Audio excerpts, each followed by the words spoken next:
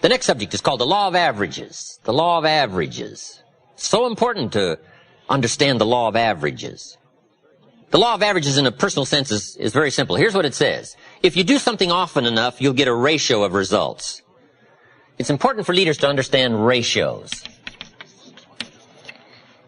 Because if you're working with people, you got to have some charts. You got to know ratios. You got to be able to evaluate your own performance, their performance.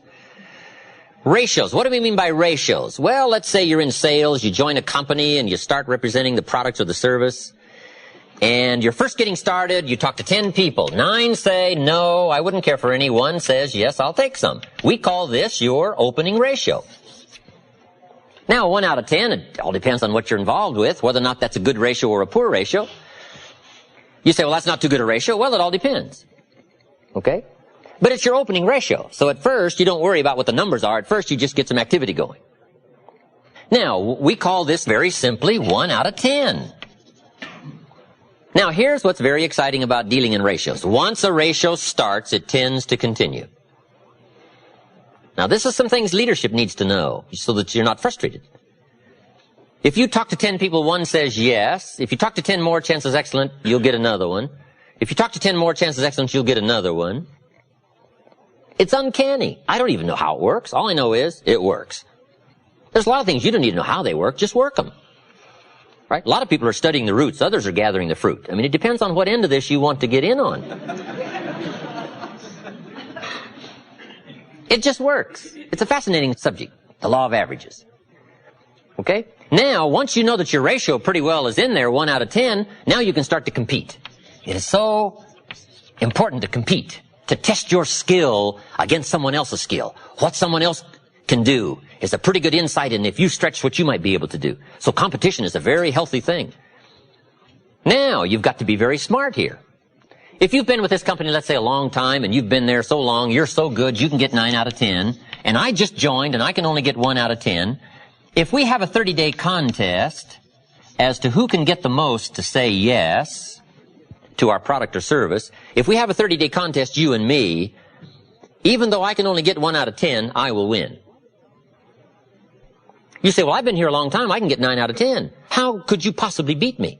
It would be very simple. Now, it might not be easy, but it would be very simple. During the 30 days, since I understand now these ratios, during the month, while you talk to 10 and get 9, I will talk to 100 and get 10.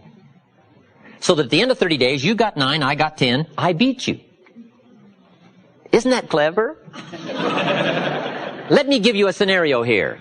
If you're bright, what you do if you're new, you make up in numbers what you lack in skill. This is called helping people with the numbers, helping people with ratios. Someone says, well, I can only get 1 out of 10. Say, that's got nothing to do with competition. Now, after 30 days, I may be fairly exhausted. But see, I'm pretty good for a 30-day run. One is I don't sleep much for 30 days. About 4 hours sleep is all I need.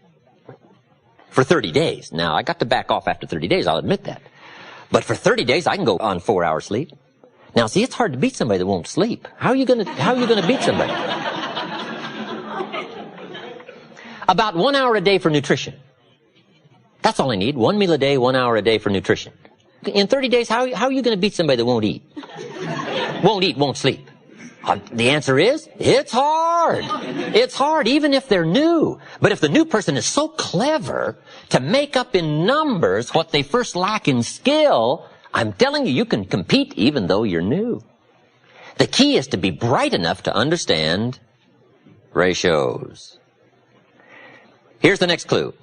Ratios can be increased. You talk to 10, get 1, talk to 10, get 1, talk to 10, get 1, talk to 10 more, get 2. Why would about the 4th time you talk to 10, you get 2 instead of 1? You're getting better. Key question, who can get better? Answer, anybody who tries. All you got to do is put together the numbers. Right? Your brain is as good as anybody else's. Your chances are as good. All you got to do is find a way to put out the extraordinary effort to do an ordinary thing extremely well. Ratios.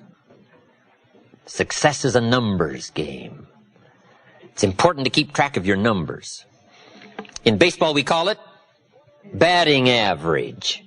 Whatever you're doing, the key is to keep track of your success and how good you are at whatever. Someone says, well, I'm not very good on the telephone. I'll tell you how you can quickly cure all that, is get on the telephone. I'm telling you, you can get better at anything. All you've got to do is attempt it and try it and start putting a string of numbers together and keeping track and understand your own ratios. I teach a very simple sales course. Let me give it to you in 3 points. Number 1, talk to lots of people every day. It's a simple sales course. Number 1, talk to lots of people. Isn't that simple? It's a numbers game, especially if you're new. And here's what's exciting. There's lots of people.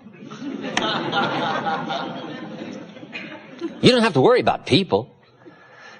So just talk to lots of people, even if your presentation is very poor. If you put the numbers together, I'm telling you, something will happen.